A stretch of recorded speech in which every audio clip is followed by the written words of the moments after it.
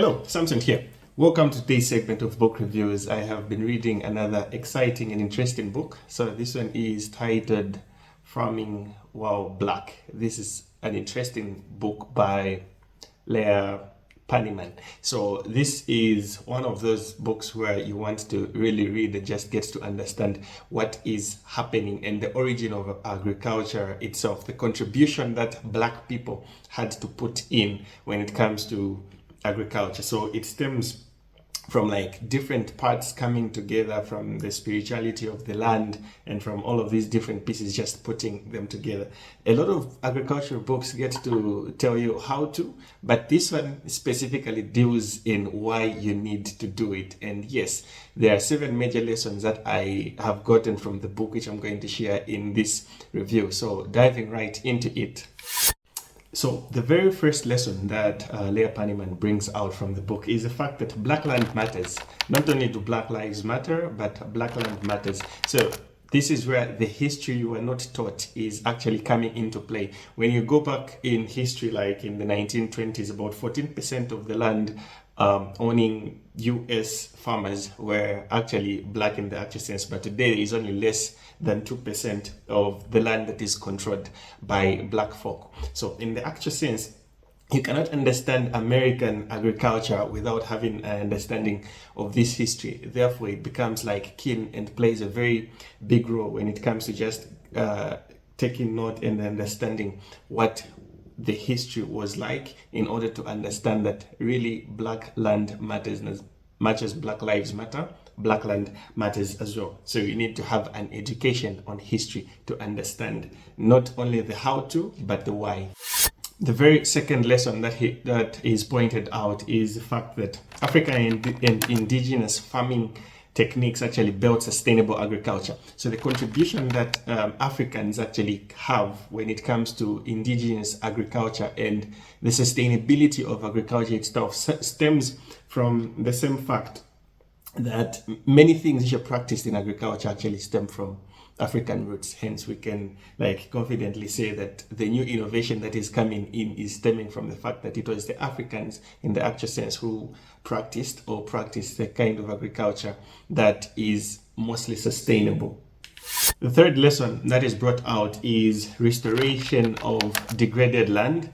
This is both from a practical and a spiritual perspective. Africans, for the most part, I think, get to practice a lot of spirituality when it comes to just life in the general sense. So land restoration isn't just about soil chemistry. In the actual sense, it stems and boils down from the healing relationship between people and the place. So the relationships that people and land actually get to have. So there are a lot of descriptions that stem from the Nigerians, the Ghanaians and the like, where there is their relationship to different deities, where they get to appease the gods in order for the soil to be fertile and the like. So it boils down all the way from the spirituality of whatever is being done on the land to the science, hence the sustainability that comes in with it. The fourth lesson is that soil health is the foundation of liberation. We cannot negate the fact that food justice is just food justice without having to put into consideration the fact that there is need for soil justice. And in a lot of book reviews, we've been discussing a lot of things to do with when we get the soil right, we get to put everything that is needed in the soil, build the soil, it's going to then build the system of growing plants and all that. So it all stems back to the fact that when we get to have good and healthy soil, the liberation of it actually comes to give us results, because with health soil, we are able to grow health food. The fifth lesson that we get from the book is the fact that seed keeping is a form of resilience and resistance.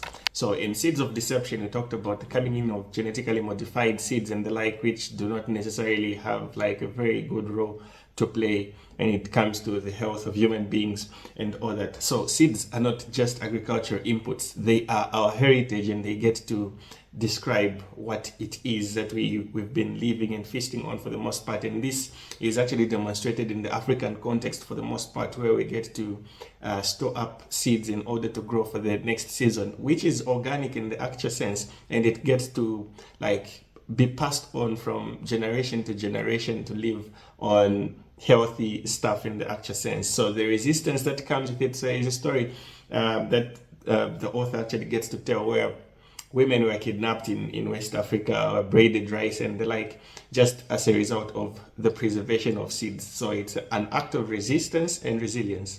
The sixth lesson that comes out is the fact that healing from trauma is actually essential to farming. So you cannot build a food system without actually having to address the wounds. Yes, Africans in America were treated as slaves and everything. So once you get to move past that and heal from there, then you can be able to do up a lot of good and sustainable agriculture in the actual sense, which gets to produce a lot more results for us. So when you heal from the wounds and the trauma, then production and sustainability gets to be emphasized on. The last lesson is that white people must actively uproot racism in farming.